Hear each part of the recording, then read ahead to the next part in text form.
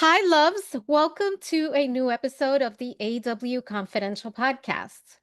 From sports journalist in Poland to a Boravian General in the DCU, for those of you that don't know, that's DC Universe, if you're not familiar, Martin Harris is living proof that your story can have a plot twist at any moment.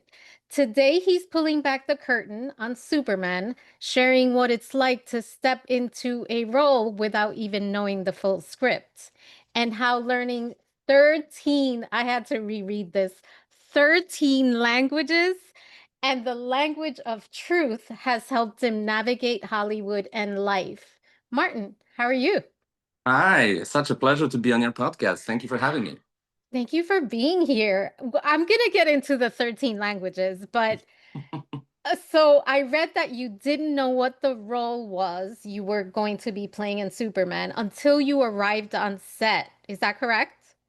Well, partially correct. I mean, actually, I didn't know for the audition what the role Okay. was. Then we did talk to James' assistant, Katie, and some other people, and we did the fitting. First, it was supposed to be in Atlanta. Then they were nice enough to do it in LA because I was flying to do NCIS Hawaii in Oahu before Superman. So but yeah, I mean, partially it is true because I was supposed to do only two scenes. Then they added third scene, I think, a couple of days before that, and then they added two more on the day of shooting. Wow. They added me to the press conference scenes. Like How do he you was thinking about it, but then he made a decision on set. Yeah. How do you walk into something like that without a real roadmap? Like that, isn't that intimidating a little bit? You know what? I've done it before because here's the thing. If you're a lead on a film, of course you get the full script and you know the whole story. If you have a role to play, and I'll tell you this, I didn't know that role is such a substantial role until I actually saw the film. I thought the whole Boravia thing will be just a side story, but it's actually the main story. So not only did he use everything we shot, like every millisecond of my footage, which is very gratifying and super nice that happened. He spread it out throughout the film, so it looks much bigger than I thought it will be. But the audition itself, yes, it was for a project called Genesis. And I'll tell you a funny story. I went to SAG-AFTRA headquarters in Los Angeles because I use it once a week to do my self tapes, and we have like a 30-minute slot. So I went there to tape for a guest star on a TV show, and I was about 28 minutes in, and I still had 2 minutes to go, and I'm like, can I try something? I had this like little audition I got this morning. Can I just do like a one or two takes? They're like, sure, you have 2 minutes. So I ran it twice, and then I went back home, and I was thinking about retaping it, but then I watched it. I'm like, oh, this is actually not bad, and I still didn't know what it was, and so I booked Um, I booked this job out of 2 minutes audition. That's crazy. But Yeah. now that you say that, was there a moment, whether it was big or small, when you sort of stopped yourself, like pause for a moment to think, wow, this is wild. Like I'm actually in this universe now. Were you a fan or because I know for myself, I love DC and I love the other, I won't Mhm. say it, but I also love just the Marvel universe. And it's pretty cool thing.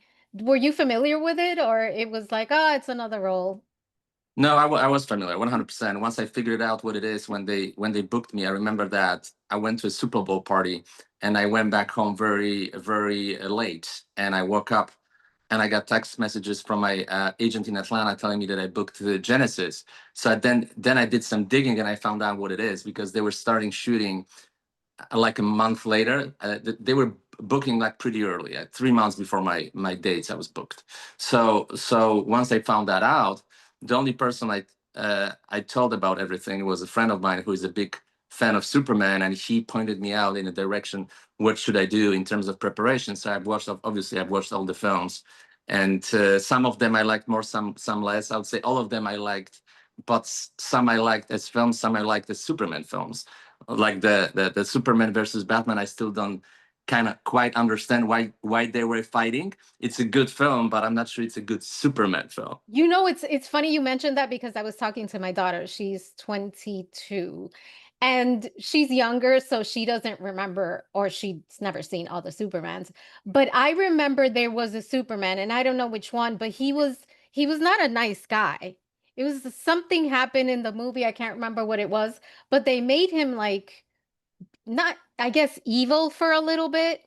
And that was, I think, one of definitely the most memorable because Hmm. Superman is a good guy.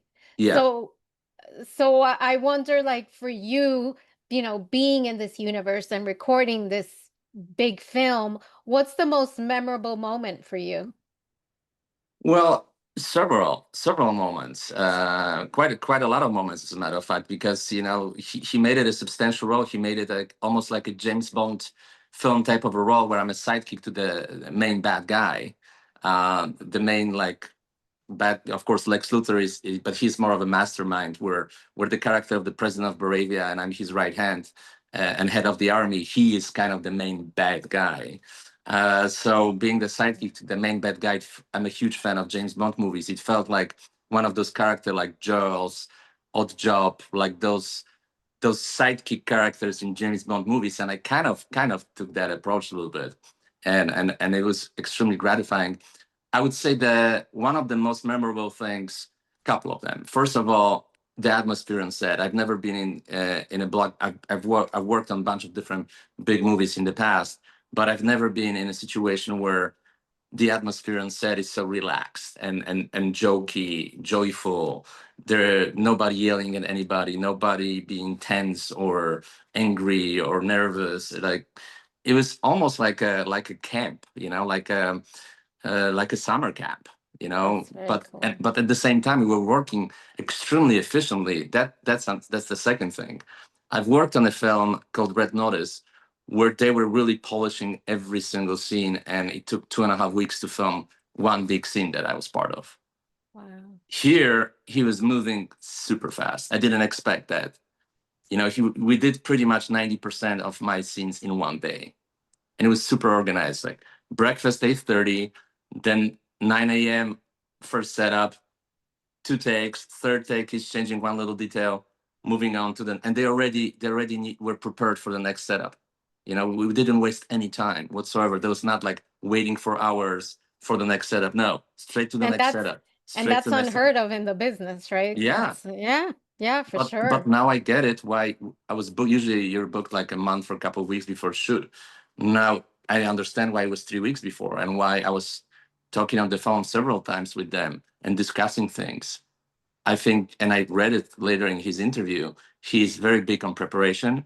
He doesn't do any reshoots, only like small pickups if he needs to do Mhm. some small pickups. And that was the case here too. Not with me, but he did some small pickups like a hand or like a leg or whatnot. But he doesn't do any reshoots. He's just super prepared. He knows exactly what he wants and he executes that. Runs a tight ship. Yes, 100%. But also everybody loves working with this guy. I mean, everybody loves him. Like literally everybody. People That's love him. awesome. And he keeps bringing them back, and they love being, brought back, because it's such a joyful, enriching experience. And I've never done anything like that. And I'll tell you one more thing. Like, he was very specific with his notes that, at the time I just followed kind of blindly, but now when I watch the film, it makes perfect sense. It Makes sense. adds to the character. Like, for example, I know that I got the part probably because I played him not as a strong, stern, kind of tough as nails general, which probably most of the actors did, but I played him, you know, keeping a profile that he's strong, but inside, tinkering, because he's afraid of this despot. This is friend of this president that can replace him or kill him at any time. But I remember one thing: our second scene we were filming that day, and my first speaking scene, because in the first scene I'm next to the president. He talks about Superman trying to make a harem out of Boravian women, and on the last third take that is actually in the film, James comes to Zlatko. He says, on this last take, if you can, when you talk about Boravian women, make a gesture, Boravian women, and like a little dance. And he did that, and he put it in the film, which is kind of funny. So those little things that he keeps adding. So the second scene was us walking after the conference to his room, to his office, where he meets in the pocket dimension. He meets Lex Luthor. So my lines kind of suggested that I'm kissing his and I'm being this guy that is like pretty much saying a lot of nonsense just to, I don't know, make him feel good. So I'm telling him that he's very handsome, for example, which is super silly for a general to say after the press conference. So when I opened the door, 2 times we did the scene. He was laughing. He loved the scene. And then on the third take, he told me, now I want you not look at him when he opened the door. Look into the ground. Look to the floor. So when you watch the movie, that is like a big moment for my character, because he tells everybody that this guy is completely obedient to the president, that he has no spine whatsoever, that he has no power except of over his troops, but literally he's a puppet for Wow. the president. Interesting. Wow. Thank you for that behind the scenes look. Of course. So I can't let you go without asking you about this, because I read that you speak 13 languages. Is that Mm-hmm.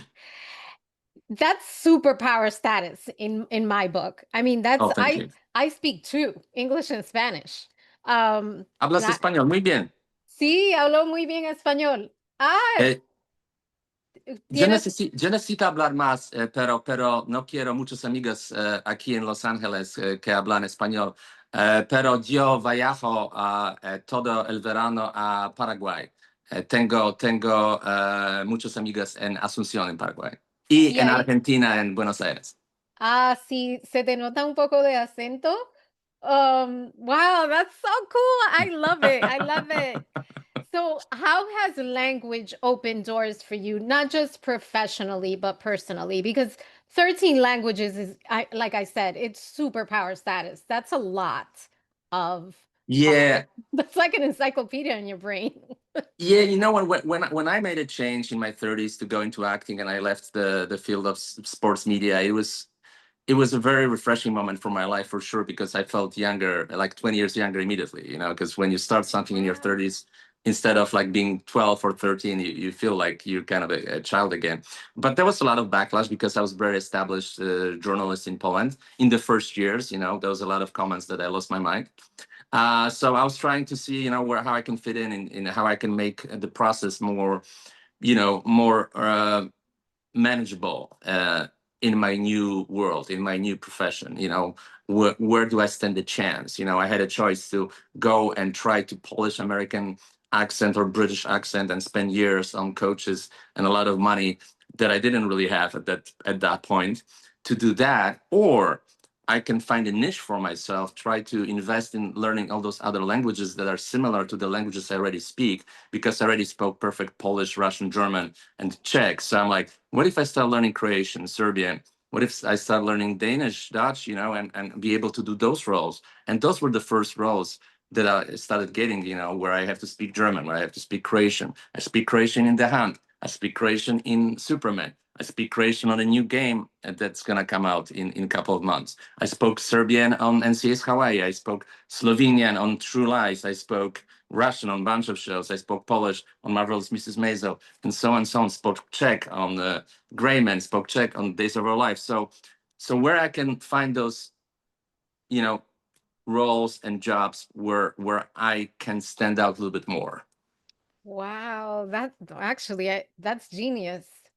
Congratulations. I mean, it's very impressive. Thank you. And your path from sports journalism to, I also read you're an art collector.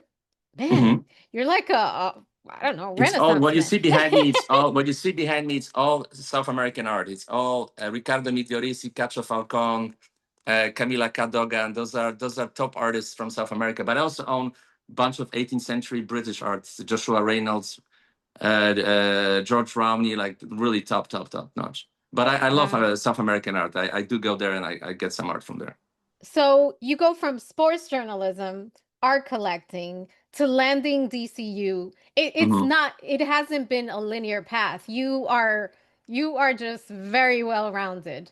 Yeah, What but with art, my father is a professor of art. So since early days as a connection? kid, I spent a lot of time in museums and galleries and stuff. So it's almost like going back to my roots. I love that. What did you have to let go of to fully step into who you are now? Because I don't know, Sports. you, Yeah. wait, what? Yeah, I had to in Really? 2020. My mentor in my early days, and the reason I started acting is because he encouraged me to do so, was Kobe Bryant, whom I met Yes. when I was 19 and he was 19 in New York, at the All-Star game, the All-Star weekend. And we kind of stayed in touch. Well, we weren't like very, very close, but we would talk regularly. And he encouraged me to follow my dreams and follow my heart. But Wait, then I saw him. I'm sorry, this was Kobe or your mentor? Which one? The Kobe was my mentor. No way. Yeah, yeah, yeah, yeah. Wow. So in Wow. 2007, he encouraged me to follow my heart and go for it. And that's when I moved and I started doing that. But I did that, but I would still do other things. I still wrote 2 books about basketball. I was doing stand up and running shows at the Comedy Store. I was doing a lot of things. And then I met him in 2019 again. After 3 years of not seeing him, he came with his daughter to the game. The Lakers played with the Mavs, and he was going through the tunnel, and we saw each other and gave me a big hug and said that he's proud of me. And then three weeks later, he died. So that was a big shock for me, and that was a moment where I reevaluated his words, what he told me, that follow your dream, but once you do, do it Mamba style. So go 100% into it, and then I did. When that happened, I decided that I'm gonna quit doing sports writing, broadcasting, anything related with that. I will leave my media path for NBA and MLS and all those things, and I'm just gonna focus on acting. What I can only imagine what was going through your head during that time. That's a big shift. What was your biggest fear? Because I think we all have them. What was yours during that time, that That you're not situation? gonna work. But you did it anyway, right? I did. It's a very humbling business, because it's like I could work more. Like in the last year, I passed on certain opportunities, but I think I've grown as an actor to the point where I really only want to do things that I feel are quality and really good, and work with good filmmakers and good scripts. It doesn't have to be big budget, but I don't want to do you know movies that I know they're not good, cheap and poorly made, even if they will pay me decent money for that. I don't want to be part of something I don't believe in. I'm kind of a little idealistic about this, what I'm doing right now. It's kind of sort of a Superman type of idealism, but I'm far from Superman. But yeah, but I just want to, I want to do Well, things I'm passionate about. Yeah. I have to cut you off for a minute. You're Superman in your own right. I have to say. So don't sell yourself short. Thank you. Thank you. So we're all about truth at AW. Yes. What's one truth you walked away with from your Superman experience? Something that changed you and you won't ever forget. Always be over prepared. Always be over prepared, because I didn't expect the pace of work that day. And if I didn't do my preparation, if I didn't spend like 5 to 6 weeks learning about Superman, learning about James, learning about his style, watching Superman movies, watching how certain mechanics from certain things that he does in his films. If I didn't know that, I would have probably failed. I would have probably failed on this set, because it was moving so fast, and everybody was super prepared. If I wasn't prepared, I would have been the weakest link. But luckily, I was prepared. But if I wasn't, that would have ended badly. And what's one truth you can share with me as we wrap it up that maybe will be a good reminder of, one of so I was having this conversation earlier today. One of the hardest things to do is to follow your dreams. And thank you for sharing that.